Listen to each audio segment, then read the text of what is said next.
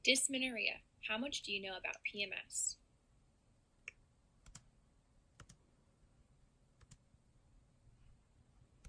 So the required reading for this subject is a longitudinal study by Lind and Milsom, and it's the influence of intrauterine contraception on prevalence and severity of dysmenorrhea.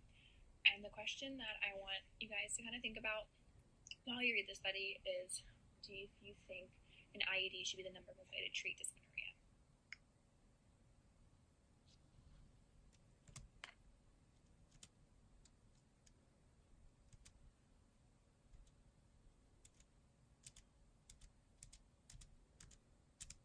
Now, for all the ladies in the room who currently have their period, do any of these symptoms sound familiar to you? Nausea, diarrhea, vomiting, fatigue, headache or migraines, dizziness, fever, or debilitating cramps? Does your period get in the way of going about your daily life?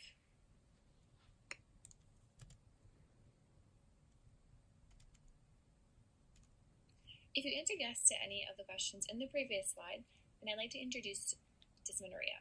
So dysmenorrhea is what those symptoms were: nausea, diarrhea, vomiting, fatigue, headache, dizziness, fever, and the debilitating cramps.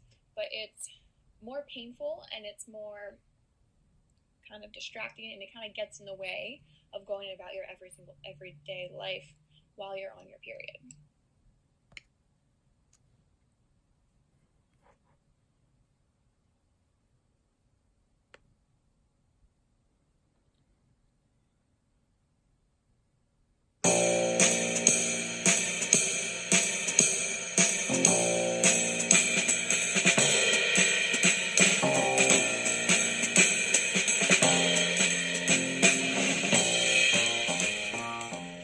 Dysmenorrhea is simply defined as chronic cyclical pelvic pain, and it's almost always associated with menstruation. So the fact that it's menstrual pain, that's what makes it unique. It's a syndrome that's unique to women. So I'm actually really excited to see the Women's Health Track this year, because I think there are a lot of things that are very different about women and chronic pain that need to be emphasized at these conferences. So dysmenorrhea is really it's very common, and the problem is that a lot of people think it's normal. They don't actually realize that for a significant percentage of women, so about almost 95% of women report having some pain during menstruation, and of those, about 25% have chronic, severe, debilitating pain. And we actually classify that as a chronic pain syndrome. It's not normal. It causes a lot of physiologic changes, both in the body, in the periphery, and in the brain, that are similar to other chronic pain syndromes. It causes as much disability as other chronic pain syndromes, and it affects us patients and our society just as much as any other chronic pain syndrome. But because it's a syndrome that's particular to women, most primary care providers are not actually taught about that. And they're seeing women, so they have to know about these things. And so that's why I'm here.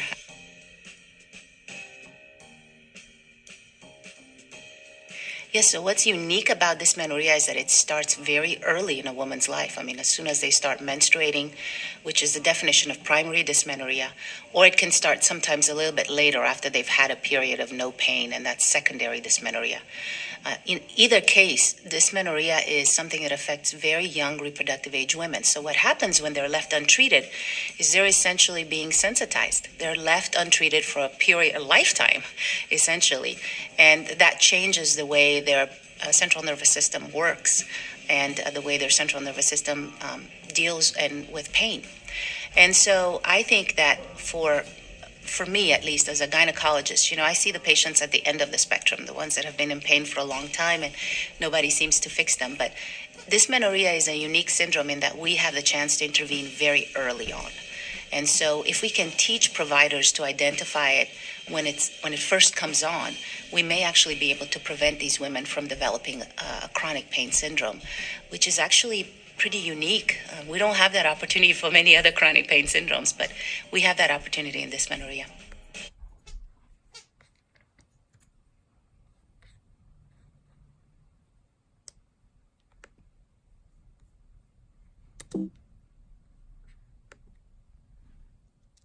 To help us understand dysmenorrhea a little bit better, There's the Expert Opinion Pain Week YouTube video that I found that kind of goes a little more in depth about it, and it kind of can give us a better understanding of exactly what this chronic pain syndrome / disease is known as.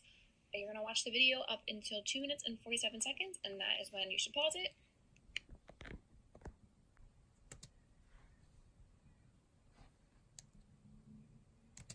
So backpacking off of that video that you guys just watched, what exactly is dysmenorrhea?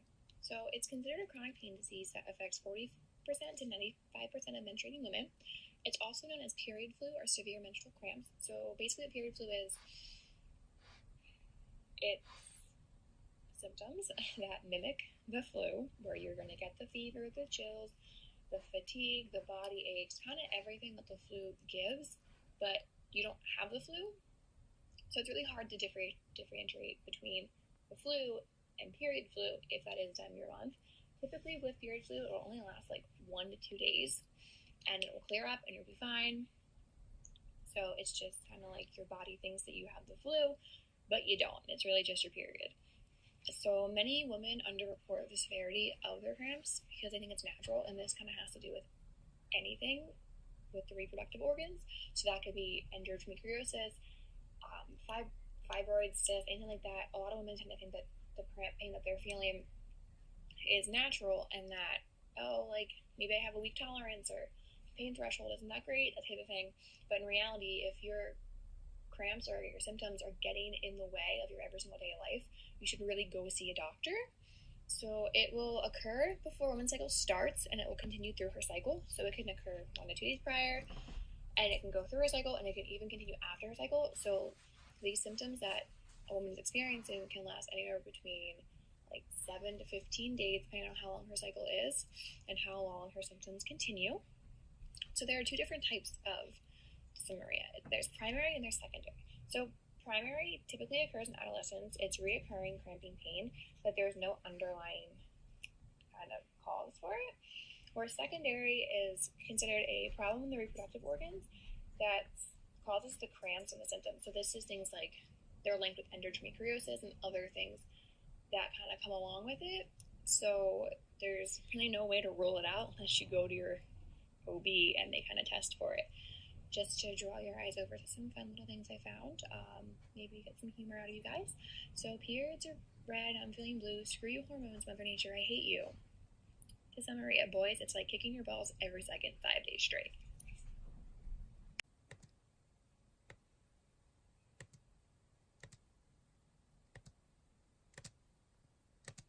So after hearing about dysmenorrhea and kind of the symptoms and what it is, you can clearly see that it is a chronic pain disease that a lot of women are struggling with. So the real question is how is it treated? There is no exact one specific way that it is treated. There are multiple ways that people tend to go depending on what works best for them. So one of the most typical ways is the over-the-counter pain medicine, which is your Advil, your Midol, ibuprofen, any type of quote PMS medicine that people find relief in. And if those don't work, some women get prescribed painkillers. There's the typical myth of the heating pad and resting, which people think work. This one's a little bit different. It's called a stem machine or a TENS machine. So these are these little like electrode stickies that you put on, and it's hooked up to this little machine, and you turn it on and it sends little electronic pulses. It's supposed to help cope with the cramps and everything like that. There's also medical marijuana, and if you're in a state that lets you smoke recreational marijuana so you don't need a medical card for it, some people do that. We know that it's supposed to help with nausea, vomiting, pain. There's even like marijuana infused tampons, and Whoopi Goldberg put out her own kind of marijuana infused menstrual line. They tell you to avoid caffeine and alcohol, and then some birth control claims to help relieve some of the pain, like the IUDs, some of the contraceptives that are out there, like the typical, like just like the pill everyone knows about. So you can see that there's not one specific treatment for it that's proven to work. It just depends on the person.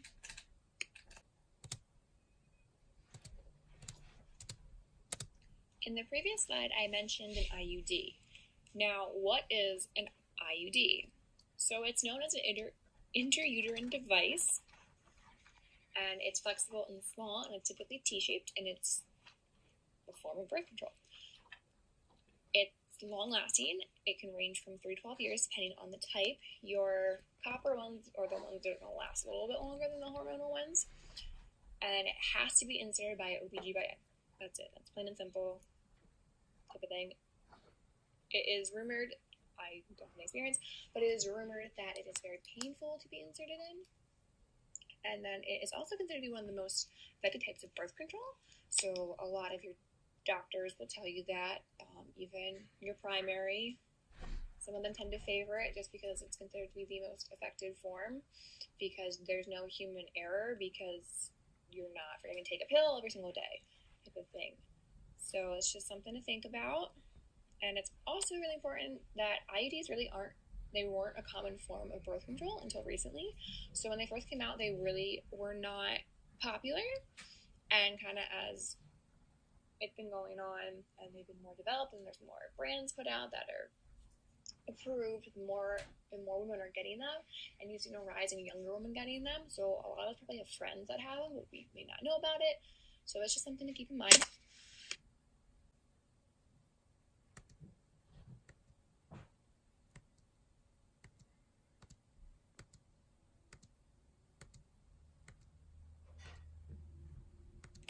We are still talking about IUDs. So previously I mentioned that there's a hormonal and a copper IUD. There are only 5 approved IUDs that are legally used. 4 of them are hormonal, otherwise known as LNG-IUS, and 1 of them is copper, which is also known as CU-IUD. We're going to take a look at the hormonal ones first. So your hormonal ones will last 3 to 6 years. They will release a small amount of progesterone into the uterus each day, which then will thicken the mucus in the uterus so the sperm does not get to the egg. So that progesterone creates the mucus, which creates a wall, so the sperm cannot get through to the egg. Therefore, sperm doesn't go to the egg, no baby. The only manufacturers in the US are the 4 that I'm going to mention, which is Mirena, Skyla, Kyleena, and Loletta. And then if you take a look, which you should see soon, is the little purple T-shaped device is what your hormonal IUD will look like. It's small, it's tiny, it's just a little T-shaped device. It releases hormones. Then we're going to look at the copper IUD. So the copper IUD will last up to 12 years. So copper actually makes the uterus a hostile environment, therefore it prevents pregnancy. So basically the copper in your uterus won't let a baby survive. Will let sperm fertilize the egg, baby can't live, therefore no baby. Does not use hormones, so a lot of times you still can get your period compared to the hormonal ones, which you may not get your period thing. The Paragard is the only available copper IUD in the US right now. So if you do choose to go copper route, if you decide to ever get an IUD, Paragard is basically your only option. You take a look up at that white and copper colored T-shaped device. That is what your copper IUD looks like. So once again, I just really want to enforce that you're putting something into your body, so you really just want to stick with those brands. They're Mirena, Skyla, Kyleena, Loletta, and Paragard if you ever decide to get an IUD.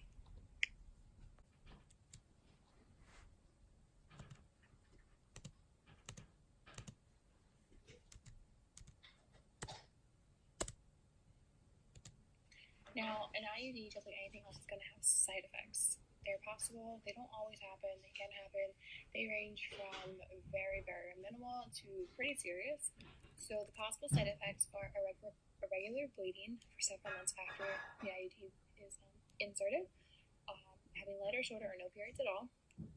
Weight gain is typically associated with the hormonal IUD because it is the extra hormones added to your body, where the copper one is no hormones.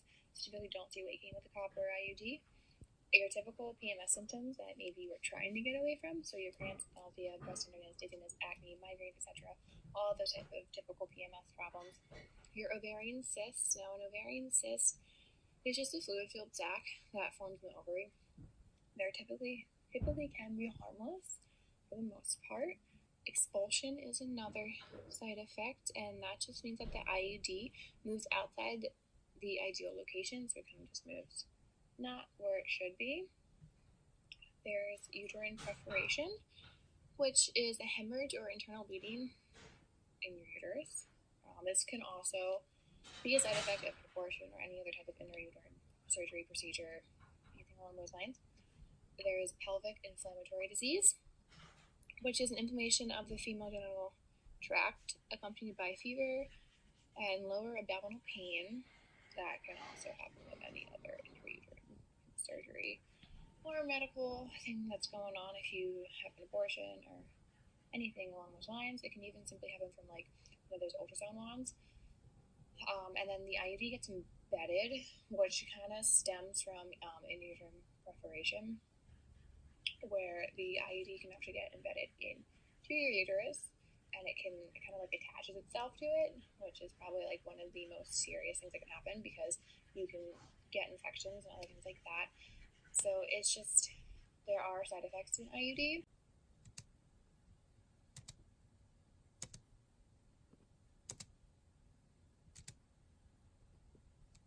So Lind and Milsom conducted a longitudinal study that started in 1981 and it went to 2001, so that's about 20 years. The study was a random sampling of 19-year-old women born in 1962, 1972, and 1982, and then all of the women participating in the study gave consent. So they checked in with these women about every 5 years or so. They filled out a questionnaire. The study was approved by the Ethics Committee, Faculty of Medicine, University of Gothenburg, and the National Data Inspection Board. They wanted to test if intrauterine contraception influences dysmenorrhea. So they really just wanted to see if using an IUD could help with the pain and the severity of dysmenorrhea that these women were experiencing. The current dysmenorrhea scale each participant used was a verbal scoring system and a visual analog scale. So these scales kind of showed the severity of what these women were experiencing, which went along the lines of if they were able to do their daily activities, go to work, go to school, if they needed to be hospitalized. Those type of things were included in the scale, and to see kind of what they needed. And the severity of each person's dysmenorrhea is different because we all have a little bit differently. So it was important for the study because a lot of women kind of suffer from this, and if credibly we could find something that helps more than some other things, then it's kind of worth a shot to see what's going on. And the purpose is really just to see if intrauterine contraceptive really does influence dysmenorrhea, or if there's something that maybe puts at a higher tier that women who are experiencing this should take and should be their preferred form of birth control than other types of birth control.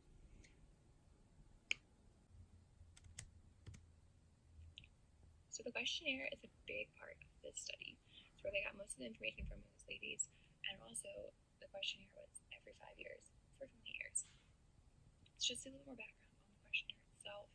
It contained 40 questions about contraception, reproductive history, menstrual pain, duration, and the severity of the menstrual pain that they experienced, along with the need for any medical attention, the ability to work, and the ability to perform daily activities, height, weight, and smoking. Eventually, since the study started before the time period of the IUD and the birth control implant, which typically goes in someone's arm, that was left out. And then once they were available and you could kind of see more rise in popularity, they were then put in the questionnaire and seen if that was the form of contraception. So a little bit more about the questionnaire. They used VMS and VAS scale to kind of make sure that the answers that the woman reflected were valid and they weren't lying. So the VMS was used to kind of show pain on a 0 to 3 scale, and it also took into account of the daily activity and the medical attention that was needed. And the VAS represents the woman's opinion of the pain, and his opinion was no pains unbearable. Reliability was tested and found satisfactory by having 10 questions to see if 30 women understood the question, along with having 30 women answer the questionnaire twice in 3 weeks intervals to see if the answers kind of matched. So it's nice to see that they took the extra steps to make sure that the answers that were given by these women later on agreed, and it wasn't just unfilled the questionnaire and many of us do it, just nonchalantly click and they're like, okay, give it a 5 out of 10, and just to kind of get through it, they wanted to make sure that the answers they were receiving were reflecting how these women were actually feeling.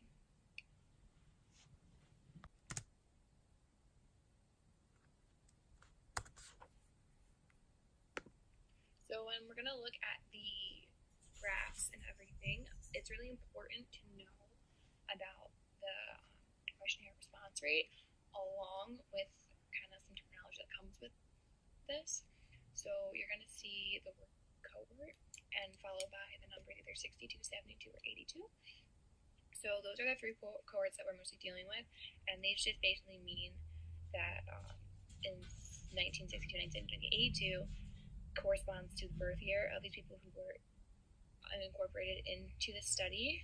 So we see that the response rate for the 62 cohort is 54%, and that is kind of just overall throughout those years that they were included in the study.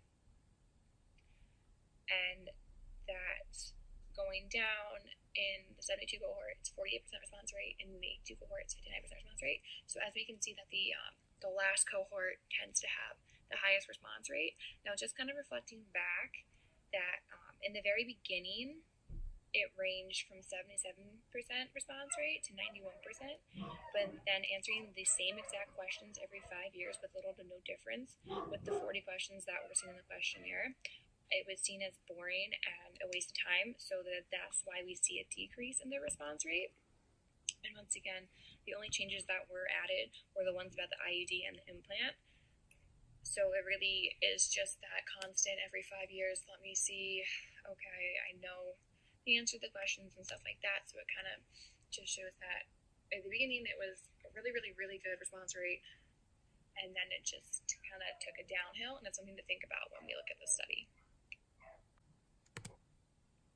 So earlier, the VMS and VAS was mentioned, and I kind of just wanted to really hound in on what these both were, because when we look at the graphs coming up and the tables coming up, you're going to see VAS and VMS kind of mentioned on there. So I just want to give a little more information on what exactly that is. So VMS stands for Verbal Multidimensional System, and the VMS is just a scoring system that they use. The scores were given verbally on a 0 to 3 scale for pain, daily activity, symptoms that need to be treated. So it was just a verbal, like on a scale of 0 to 3, how can you function? Stuff like that. And then the VAS is a little more kind of complex. So it's a visual analog scale, and it's a technique where 100-millimeter line on paper represents the continuum of a woman's opinion of the degree of pain that they experience. So it was kind of this long line. It kind of broke it down a little bit more than just the 0 to 3 scale. This is kind of broken down more. And it also, they also used both of these combined to prove validity in the person's answers and in the questionnaire. So it kind of, the responses that these women gave reflected their understanding, and it reflected kind of making sure that they're in agreement and that they're understanding the questions and that they kind of know everything that's going on in what the questionnaire is asking them. And then when using this, having 2 different types of scoring systems can really show just how accountable that these scores can be and looking at your data.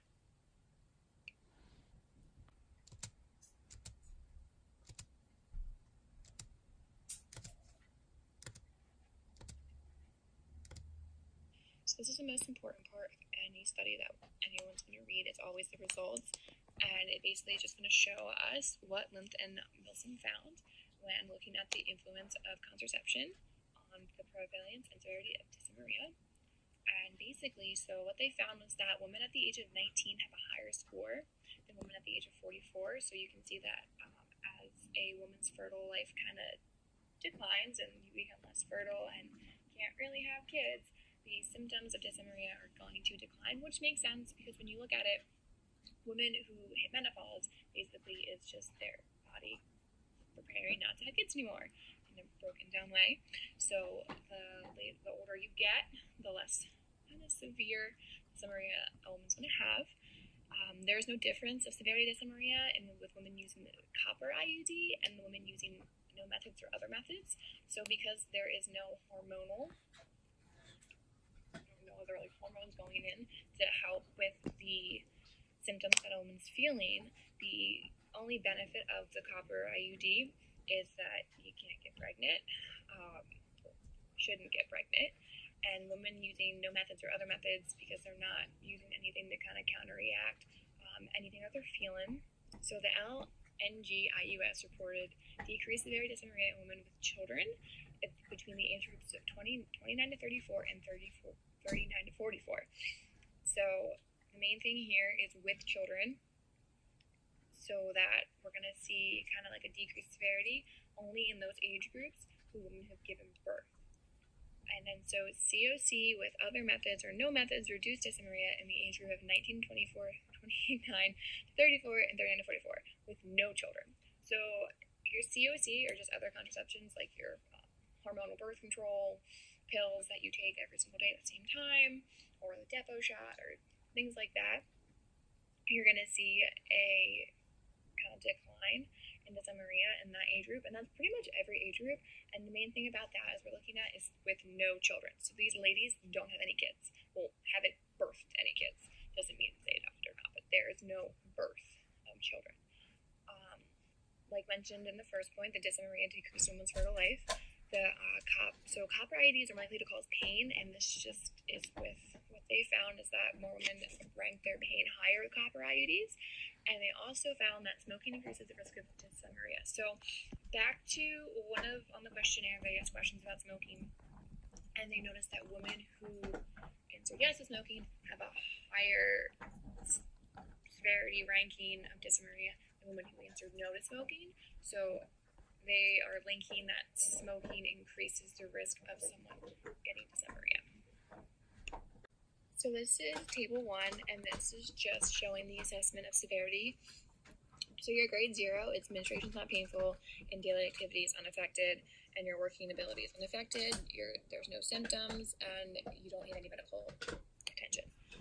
Grade 1 is menstruation is painful, but kind of subsides, and you can do normal activity, and treatment is kind of not really, you really don't need it. So working ability is rarely affected, and your symptoms are very, very low, and for treatment is rarely required. Grade 2 is your daily activity is affected, and you're going to need medicine to help with the pain, or if you need to go somewhere, get relief, and so that way you're not absent from work or school or anything like that. If you have moderate pain, so it's probably just like a typical cramps that were like they hit you here and there, but you can still go about your daily life. So your grade 3 activity, so if in grade 3 your activity is you can't do it. Either it's clearly you can't go about your daily life. And also with this is that your medication isn't working, so your Midol and your Advil and that stuff is not giving any relief. Your symptoms are really, really bad, and things like headache, tenderness, nausea, vomiting, diarrhea, severe pain, those things that you're going to see. So if you are categorized as a grade 3, or if you score yourself as a grade 3 and they deem you to be grade 3, you are the person that when you are on your period, you are home, you're not moving, you're not doing anything, you can't get up, you can't go to school, you can't go to work, you have to call out, and a lot of times that can just affect your personal life and everything else going on. So it's important to see that in the study they're giving people grade 0, which is, I can do whatever I need to do, and I'm not affected, and my life is great, and my period, and I can function without it, all the way down to I cannot get out of bed. And it's just showing you, once again, table 1 is just showing you the VMS scale that they use in order to kind of group these women in what grades that they are of their dysmenorrhea. For table 4, it's just a comparison of the difference in severity of dysmenorrhea in women age grouped, and it's really going to focus on the child and the no child type.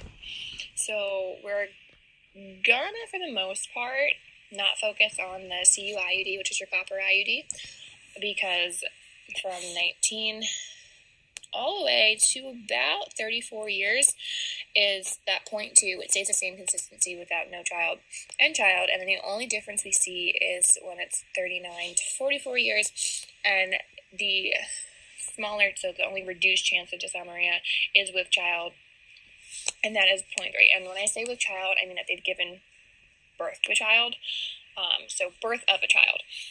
Next, we're going to look at the LNG IUD, which is your hormonal IUD. And so when we look at this, I have two numbers highlighted in pink, and for that, they are both no childbirth, and so it's 19 to 24 years at that 0.1, and then it is the no child again from 39 to 44 years at that 1.4. Now, we're going to start with the 39 to 44. That number is greater than someone who's given birth to a child at 0.7. It's about double. So the LNG only seems to decrease severity of dysmenorrhea if you have given birth compared to not given birth. But it is the opposite for that 1924 area where it's 0.1, 0.1. And if they had given birth, it's 0.3, so you can kind of see the difference in that too. And then what's really fascinating is that 20 and 34 years, it's the same exact number. Well, not same exact number, but same exact kind of ratio that they're looking at when they look at the VMS. The next section we're going to go down is the COC, which is the combined oral contraceptives. So I have those highlighted in blue, and this is both going to focus on the giving birth aspect.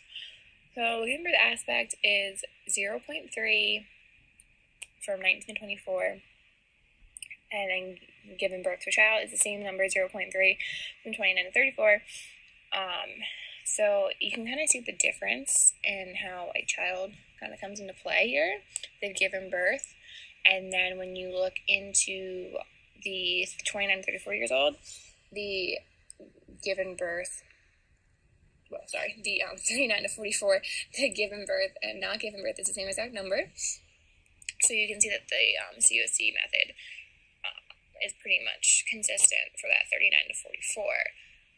What this basically means is just it shows kind of the numbers of the severity of dysmenorrhea and how they're grouped together and how they compare when you combine all of them lined up. You can see all the numbers and you can kind of see everything that's going on, which is really nice, and it kind of helps you make your own inference on what is the best method that they have looked at so far.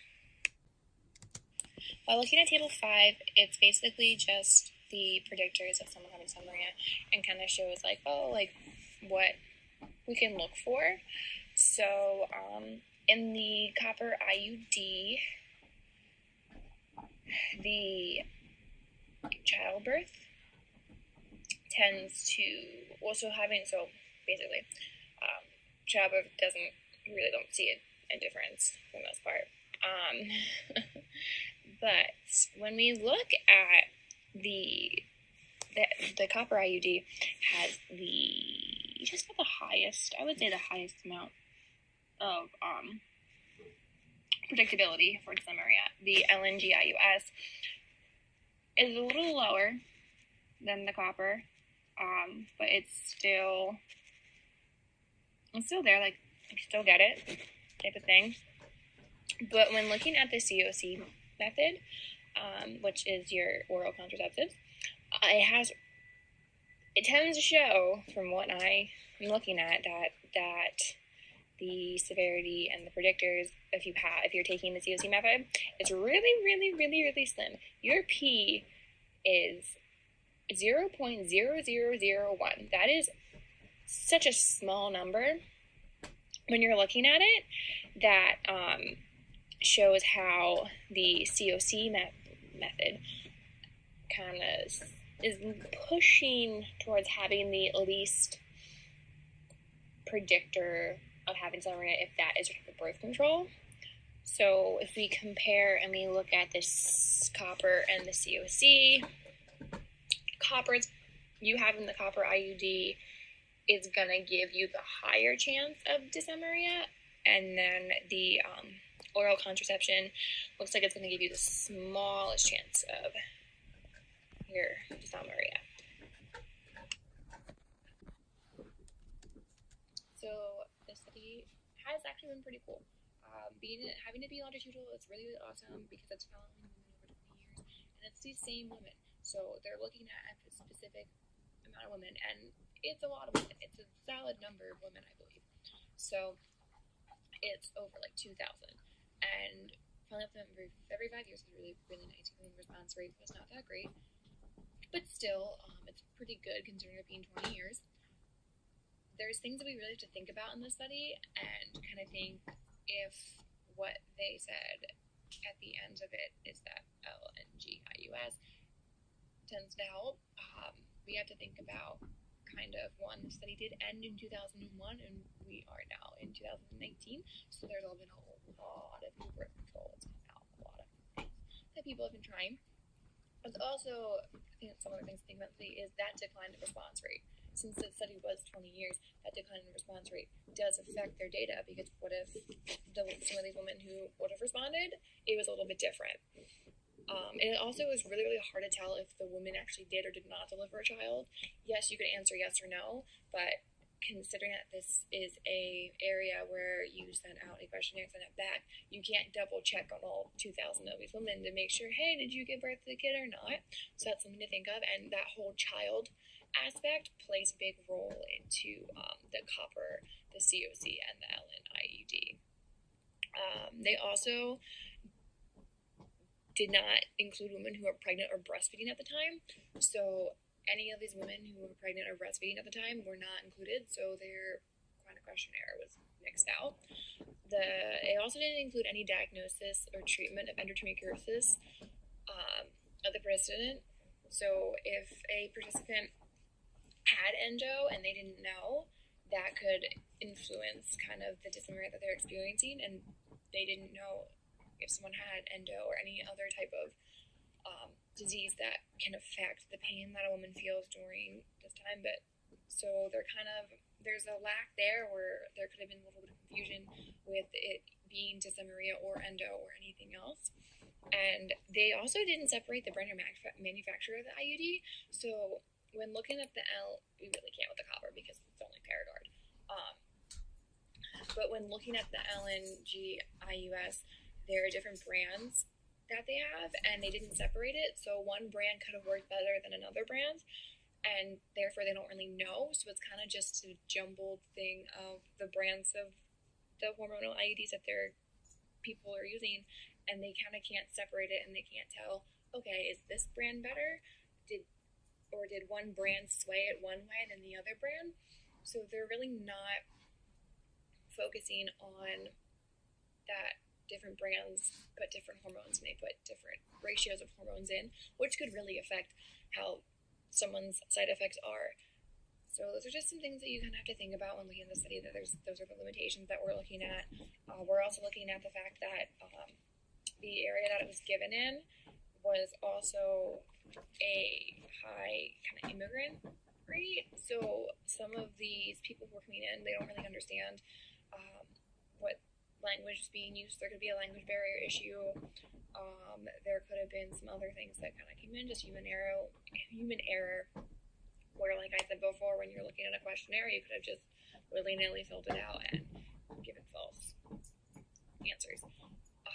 But overall, this all kind of plays into if we should really look at if the hormonal IUD is the best option for women with dysmenorrhea, and if it should be pushed, if someone is diagnosed with it, should be pushed that should be the birth control, that should be the treatment compared to other treatment that is out there for it. And it's just something to think about when we look at this study, are these limitations going to influence what we think, and should there be a study that kind of goes into it more? Should there be a study that separates each brand and they see what's the best, and they do this brand and that brand and this brand and that brand, and they compare and contrast? And you're looking at hundreds of different kinds of types of birth control. on top of all the other things that are listed to treat dysmenorrhea between medical marijuana and stuff like that, where you'd have to separate each study and look at each group and each response and compare and contrast those, where that's something that's going to take years to do. So it's just really important to think, what is the best option, and is the IUD that best option?